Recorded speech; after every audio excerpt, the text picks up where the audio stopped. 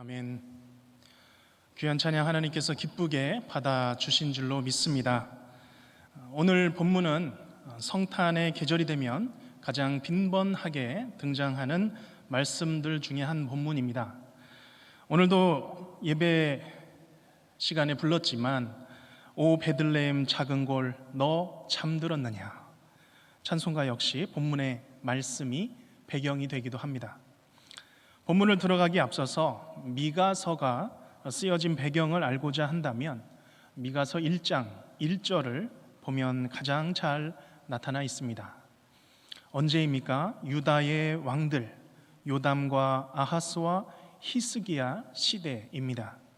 그리고 그 대상은 곧 사마리아와 예루살렘, 즉 북이스라엘과 남유다를 향한 말씀인 것이 정확하게 제시되어 있습니다. 먼저 북이스라엘 왕조의 역사를 간단히 살펴보면 수없는 반란과 살육 속에서 지도자들과 백성들이 온갖 다양한 우상을 섬기며 살아갔습니다. 이와 비해 남유다 왕조는 북이스라엘 왕조와 비교해서 안정적이고 몇몇 왕들이 하나님 보시기에 정직하게 살아갔다고도 평가할 수 있습니다. 하지만 여전히 그들도 여호와 하나님을 제대로 섬기지 않고 산당에서 제사드리며 분향하는 그런 죄악이 가득한 삶을 살았습니다. 놀라운 것은 이렇게 나라 안팎으로 참 시끄럽고 어지러운 상황 가운데서도 이들의 삶은 참 풍요로웠습니다. 경제적인 호황을 누리던 시기였습니다. 그런데 그 부유함이 권력이 되어서 밭을 불법으로 몰수하고 약한 자들을 향한 착취가 성행했습니다. 비윤리적인 사업이 관행이 되고 사회 전반에 절도와 폭력, 뇌물, 지도자들은 부패할 대로 부패한 그런 상황이었습니다. 나라 밖은 더 어지러웠습니다. 아수르라는 거대 제국이 강력하게 성장해 갔고 본격적으로 이스라엘과 유다를 공격하기 시작했죠. 당시에 이스라엘과 유다를 둘러싼 이 메소포타미아 근경 지역은 말 그대로 아수르 세상, 아수르 판이었습니다. 이렇게 세상이 요동치던 혼란의 시기에 미가 선지자는 분명한 사명이 있었습니다.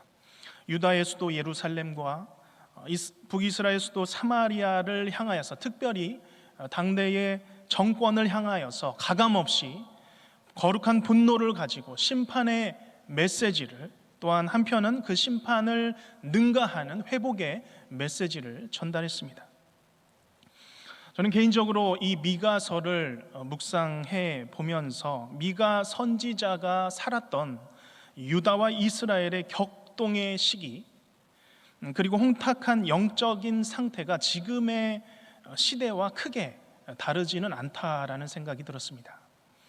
피가 튀고 목숨이 오고 가는 비정한 그런 살육이 가득한 시대는 아니겠지만 갖가지 폭행과 비윤리적인 범죄가 가득한 시간을 살아가고 있습니다.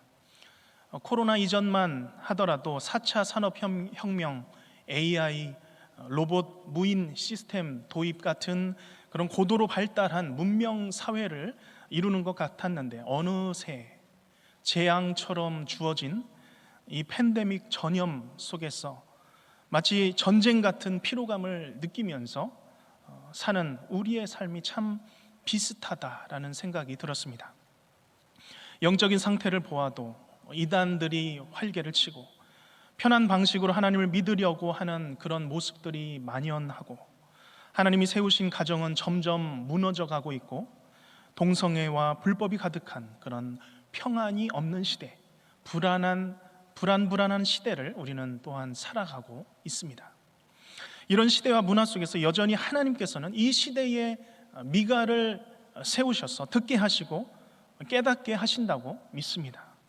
오늘 이 자리를 통하여서 미가 선지자로부터 주어지는 귀한 말씀을 동일하게 받는 자리가 되기를 소망합니다. 그래서 그 옛날 격동의 시대에 미가 선지자가 선포했던 그 말씀, 그들이 들어야 했던 소망의 복음의 메시지를 우리가 함께 듣기를 원합니다. 오늘 이 복음이 우리의 귀에 들려질 때에 참된 평강, 누구도 줄 수 없는 평안을 경험하시는 모든 성도님들이 되시기를 주님의 이름으로 축복합니다. 미가서를 간단하게 세 부분으로 나누어 볼 수 있는데 1, 2장과 3, 4장 그리고 마지막이 6, 7장입니다. 이 각 부분은 유다와 이스라엘의 죄를 근거로 한 하나님의 심판들이 나열이 됩니다. 그리고 각 부분의 말미에는 하나님의 회복이 조금씩 선언이 됩니다. 그 중에 두 번째 부분에 속하는 5장의 회복 부분에서 장차 이스라엘을 다스릴 메시아의 탄생을 예고하는데 그 부분이 바로 오늘 본문입니다. 오늘 본문에 앞서 1절을 읽어보면 이렇습니다. 딸 군대여 너는 떼를 모을지어다. 그들이 우리를 애워쌌으니 막대기로 이스라엘 재판자의 뺨을 치리로다. 이 배경은 아마도 예루살렘이 아수르의 포위 공격을 당하는 상황으로 보입니다. 여기 딸 군대라고 하는데 아수르의 공격을 맞이하고 있는 시온의 딸, 즉 예루살렘에 거주하는 유대인들이죠. 그들이 적군의 공격 소식에 성 안의 한 곳으로 모여 있는 그런 모습입니다. 하지만 여기 사용된 여기 군대라는 단어는 비교적 소규모의 집단을 의미하는 단어입니다. 이 소규모의 군대는 아수르의 대군과는 비교할 수가 없는 그런 규모입니다. 그렇기 때문에 지금 이 상황은 예루살렘이 소규모의 군대를 모았지만 내보내지도 못하고 포위된 성 안에서 어찌할 바를 모르고 있는 불안한 모습을 마치 그림처럼 자극적인 단어들로 그려주고 있는 것입니다. 이제 유다의 군대는 아무런 힘을 쓰지 못하고 오히려 성을 포기한 대군에 의해서 제압당합니다. 이스라엘 왕을 제압해버리고 그 왕을 사로잡혀 극한 모욕을 주는 상황이 된 것이죠. 그런데 그것이 이스라엘 재판자의 뺨을 치는 모습으로까지 나아가게 됩니다. 유다는 힘을 써 막아보려고 하는 상황입니다. 자기의 모든 힘을 다 써보았지만 아무 힘도 쓸 수 없었고 오히려 사방으로 둘러싸인 바로 그 상황입니다. 죽음에 대한 불안으로 쌓여 있는 그 상황에서 오늘 2절 말씀이 들리는 것이죠. 우리 2절 말씀 함께 읽어봅니다. 시작. 베들레헴 에브라다야 너는 유다 족속 중에 작을지라도 이스라엘을 다스릴 자가 내게서 내게로 나올 것이라. 그의 근본은 상고에 영원에 있느니라. 오늘 이 성탄 주일 이 귀한 말씀이 각 가정과 개인의 심령 가운데 선명하게 들려지시기를 간절히 바랍니다. 사방이 포위된 성 안에서 어쩔 줄 몰라 하고 있는 이 상황에서 예언자 입에서 들리는 이 소망의 소식은 베들레헴 에브라다야라는 말씀입니다. 베들레헴 에브라다는 유다 족속 중에 작은데 거기에서 이스라엘을 다스릴 자, 그들을 구원할 분이 나올 것이라는 예언입니다. 창세기 35장 19절에 보면 라헬이 죽고 장사된 그곳을 설명할 때 이렇게 표현합니다. 에브랏 곧 베들레헴입니다. 베들레헴의 옛 이름을 에브라다로 보는 것이죠. 특별히 이곳이 작다라고 한 것은 에브라다가 여호수아 느헤미야서에 보면 유다의 유명한 성읍들의 목록들을 나열을 하는데 그곳에서 이 마을이 유다의 마을임에도 불구하고 빈번하게 누락되는 것을 보게 되면 당시 기준으로 볼 때 아주 작은 마을이었음을 우리는 추정할 수 있습니다. 그런데 여기 작을지라도의 이 작은은 어떤 숫자적인 작은 그런 의미보다도 하찮은, 시시한, 보잘것없는 그런 의미가 담겨 있습니다. 우리는 이렇게 생각할 수도 있죠. 하나님이 좀 예수님을 보내시려면 좀 인심 좀 쓰시지. 이런 생각입니다. 인신 좀 쓰셔서 예루살렘이나 사마리아 같은 주요 도시에서 구원자를 부르시면 공신력도 있고 누가 봐도 자랑스럽지 않겠습니까? 그런데 왜 이 작은 마을 베들레헴, 에브라다에서 부르냐는 것이죠. 그런데 그것이 하나님의 일하시는 방식입니다. 사람이 모여서 사람이 이룬 곳에서 하나님의 일이 시작되지 않습니다. 오히려 보잘것없는 마을에서 사람이 이루지 않은 근본에서 하나님께서는 일을 하기 시작하십니다. 돌아보면 우리 안에서 복음을 알게 하시고 구원의 은혜를 베푸신 방식이 바로 그랬습니다. 내 안에는 구원을 받을 만한 아무런 조건이 없는 그런 하찮고 미미한 것만 가득한 인생이었습니다. 그런데 나같이 보잘것없는 죄인의 인생에 찾아오셔서 모든 어둠을 다 몰아내시고 복음의 빛으로 나에게 찾아오셨습니다. 아마 이 말씀을 듣고 계시는 모든 성도님들께서도 마찬가지로 이 복음의 이야기를 갖고 계실 것입니다. 그렇기 때문에 성탄이 다가올 때마다 우리 안에 성육신 하신 예수님의 은혜를 다시 한번 기억하게 되는 것입니다. 계속해서 2절 마지막 구절은 구원하실 분에 대하여 이렇게 설명합니다. 그의 근본은 상고의 영원에 있느니라. 차원이 다른 존재라는 것이죠. 인간에서 절대 시작될 수 없는 근원이며 근본입니다. 구약 성경에 상고의 옛적의 라는 단어와 이 영원이라는 단어가 함께 쓰인 곳은 두 번입니다. 잠언 8장 23절과 미가서 5장 2절 말씀입니다. 이 두 단어가 함께 쓰이게 되면 그 의미는 태초에라는 의미죠. 만세 전에, 창조 이전을 의미합니다. 요한복음 1장 1절에서 3절처럼 태초에 계셨으며 하나님이 함께 계신 말씀이신 하나님, 만물을 지으시고 참 빛이 되셔서 각 사람을 비추신 하나님, 자기 백성을 죄에서 구원하실 예수 그리스도를 바로 그렇게 소개하고 있습니다. 그분은 이스라엘을 다스릴 왕이라고 했는데 단순히 그들을 위협하는 아수르 군대를 무찌르는 정도의 왕이 아닙니다. 오히려 이 세상을 넘어서 세상의 근본을 넘어서서 하나님의 나라를 다스리며 그의 백성을 다스리며 그들을 어둠과 사망에서 꺼내서 참 빛으로 비추신 왕이라는 것이죠. 다시 말해서 하나님께서는 오늘 이 미가서의 예언을 통하여서 단순히 한 나라를 구하고 당면한 상황을 벗어나게 할 영웅적인 리더를 세우는 수준이 아니었습니다.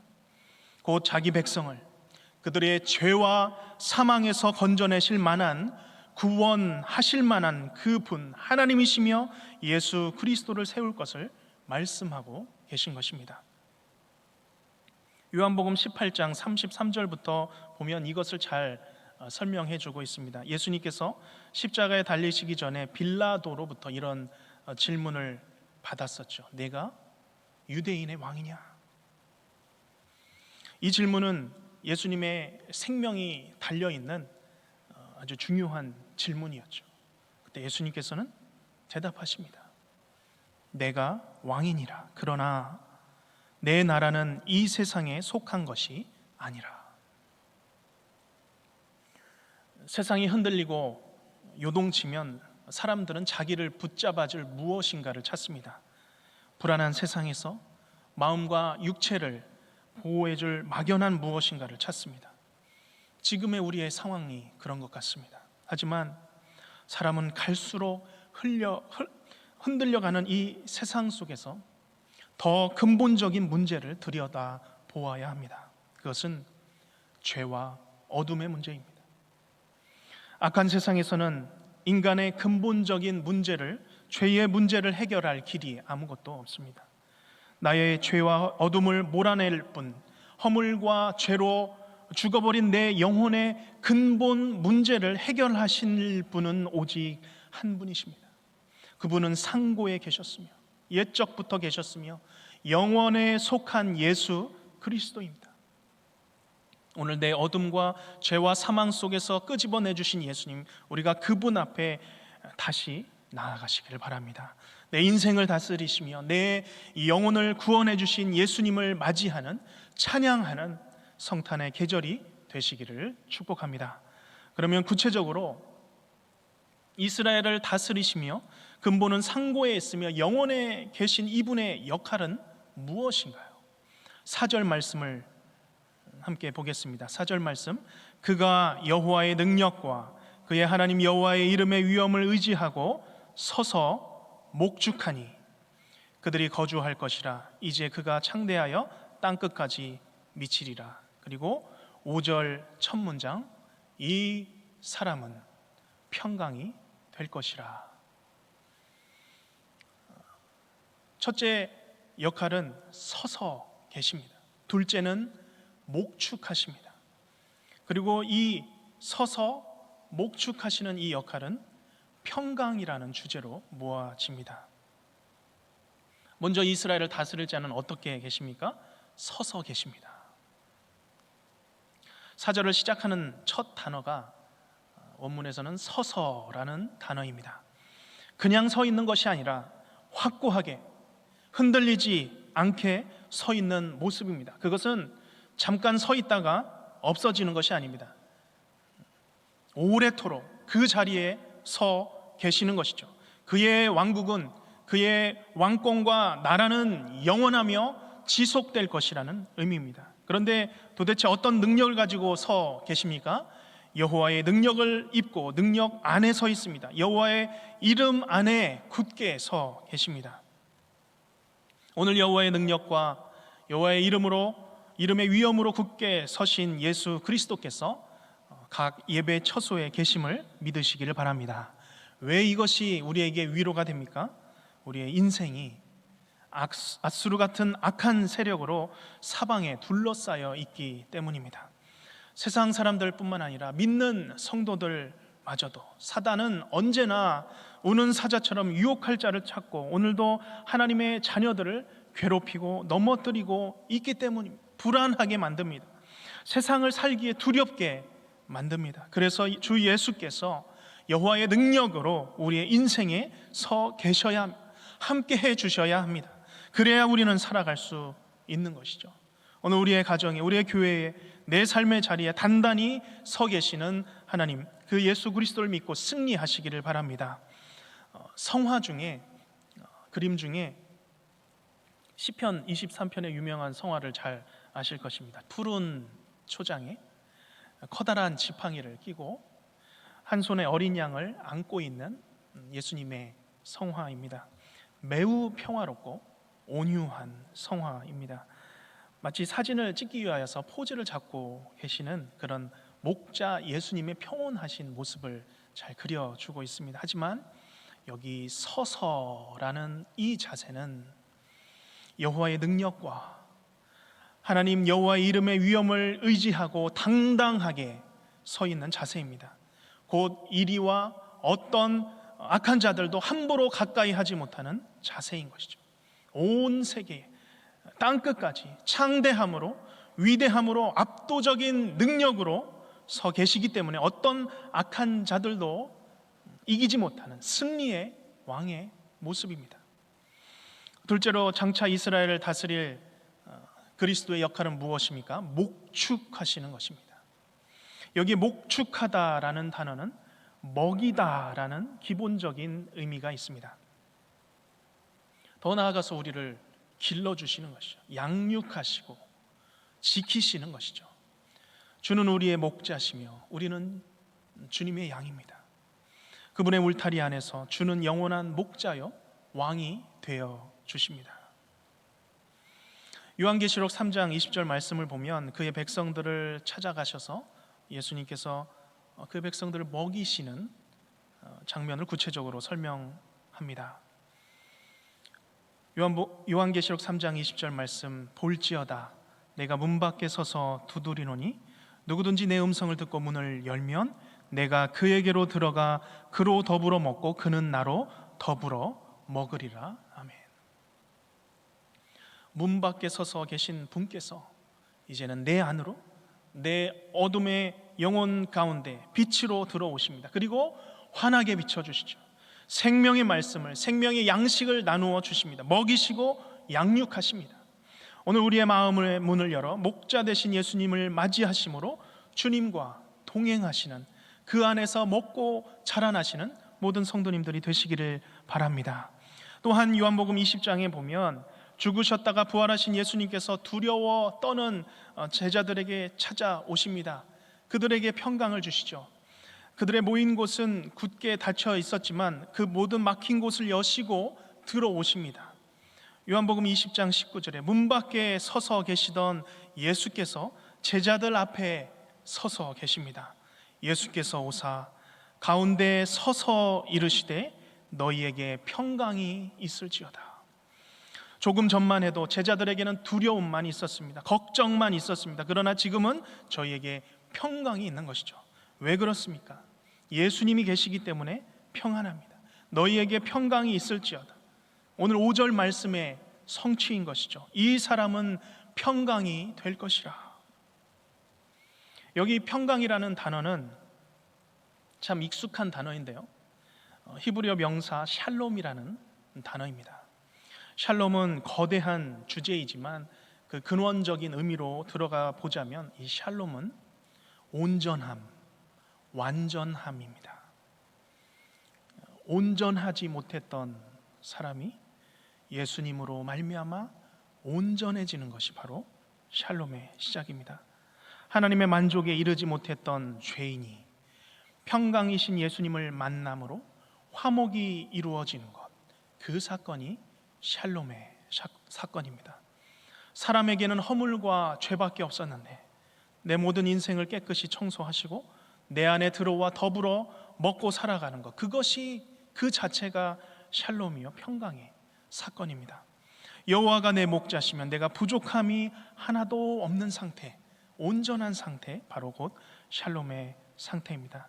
이 평강의 사역은 에베소서에서 잘 설명해 주고 있습니다. 에베소서 2장은 이렇게 시작합니다. 그는 허물과 죄로 죽었던 너희를 살리셨도다. 12절 말씀, 그때에 너희는 그리스도 밖에 있었고 이스라엘 나라 밖의 사람이라. 약속의 언약들에 대해서는 외인이요 세상에서 소망이 없고 하나님도 없는 자이더니 이제는 전에 멀리 있던 너희가 그리스도 예수 안에서 그리스도의 피로 가까워졌느니라. 그는 우리의 화평이신지라. 둘로 하나를 만드사 원수된 것 곧 중간에 막힌 담을 자기 육체로 허시고. 우리의 인생의 평안은 바로 이렇게 하나님과의 근본적인 관계가 해결되면서 시작됩니다. 복음으로 우리는 막혔던 것이 다 무너지고 우리의 스스로의 힘으로 결코 무너뜨릴 수 없었던 그 담이 예수님으로 말미암아 무너졌던 것입니다. 오직 자기의 육체를 찢으심으로 하나님과의 막힌 담을 허무신 예수 그리스도를 나의 주로 영접함으로 찬양하며 높임으로써 인생의 진정한 평안을 경험하게 된 것입니다. 한 구절만 더 보면 요한복음 14장 27절에 예수님께서 말씀하십니다. 평안을 너희에게 끼치노니 곧 나의 평안을 너희에게 주노라. 내가 너희에게 주는 것은 세상이 주는 것과 같이 아니하니라. 너희는 마음에 근심하지도 말고 두려워하지도 말라. 이제는 평강이 되시는 예수님께서 계시기 때문에 우리의 마음에 근심하지도 말고 평안하라고 말씀하십니다. 우리가 이 예수님 붙들고 살아가시기를 축복합니다. 며칠 전부터 코로나19의 확진자 수가 1000명대로 급증하고 있는 상황이 되었습니다.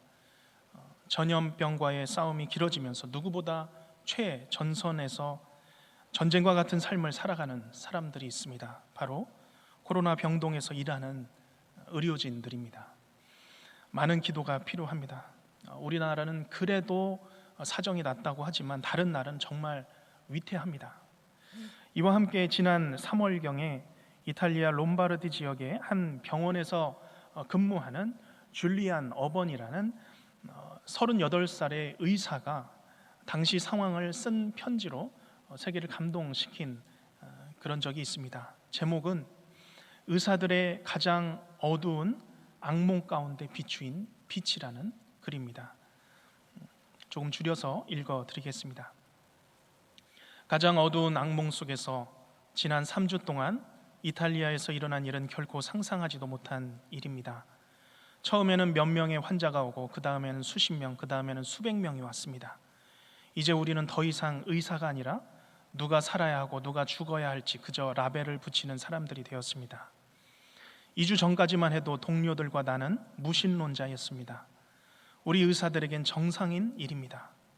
우리가 학교에서 배워온 것은 과학은 신의 존재를 부인한다는 것이었습니다.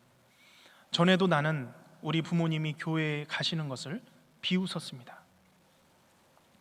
9일 전 75세 한 목사님이 입원했습니다. 그는 친절한 사람이었습니다.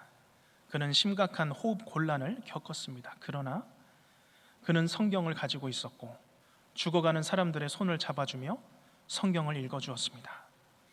그런데 그것이 우리에게 깊은 인상을 주었습니다. 우리가 처음 그의 전하는 말을 들을 약간의 시간이 있었지만 그때 우리는 그저 피곤함에 눌린 의사들이었고 정신적으로나 육체적으로 끝난 상태였습니다. 어느 순간 우리는 한계에 도달했습니다. 우리는 아무것도 할 수 없었습니다. 사람들은 매일 죽어갑니다. 우리는 기진맥진했습니다. 우리에게는 죽은 2명의 동료와 감염된 다른 동료가 있습니다. 그런데 인간이 할 수 있는 일이 끝나는 거기에서 우리는 하나님께 도움을 청하기 시작해야 한다는 것을 깨달았습니다. 우리는 짧은 휴식이 있을 때마다 이 기도를 하기 시작했습니다. 우리는 서로 이야기를 나눕니다. 한때는 지독한 무신론자였던 우리가 지금은 매일매일 우리의 평강을 구하고 우리가 환자들을 잘 돌볼 수 있도록 주님이 우리를 도우시기를 구하는 것을 믿을 수 없다고 말입니다. 어제 75세의 목사님은 돌아가셨습니다. 3주 동안 120명 이상이 사망했고 우리 또한 지치고 무너졌습니다. 그러나 그 목사님은 자신의 위중한 상태와 그것을 도와줄 수 없는 우리의 한계에도 불구하고 우리가 더는 찾지 못했던 평강을 우리에게 가져다 주었습니다. 그 목사님이 주님께 가셨는데 현재 상황이 이어진다면 아마 우리도 곧 그분의 뒤를 따를 것입니다. 나는 내 마지막 숨을 다 사용해서 남을 돕고 싶습니다. 내가 동료들의 고통과 죽음으로 둘러싸여 있는 동안 주님에게 돌아온 것이 행복합니다. 지금 이 시대에 가장 필요한 것은 평강입니다. 세상이 줄 수 없는 그 평강이 우리의 가정 가운데 넘치시길 바랍니다. 더 나아가서 우리가 받은 이 평강을 우리의 마지막 숨을 다하기까지 전해줄 수 있는 평강의 전도자들이 되시기를 주님의 이름으로 축복합니다. 귀하신 아버지 하나님, 사망과 어둠 가운데 허물과 죄로 죽었던 우리에게 생명의 빛을 주심에 감사를 드립니다. 성탄의 계절 주님의 평강을 누리게 하여 주시옵소서. 각 가정과 성도들의 마음 가운데 평강의 복이 넘치며 평강의 전도자들로 살아가게 하여 주시옵소서. 예수님의 이름으로 기도하옵나이다. 아멘.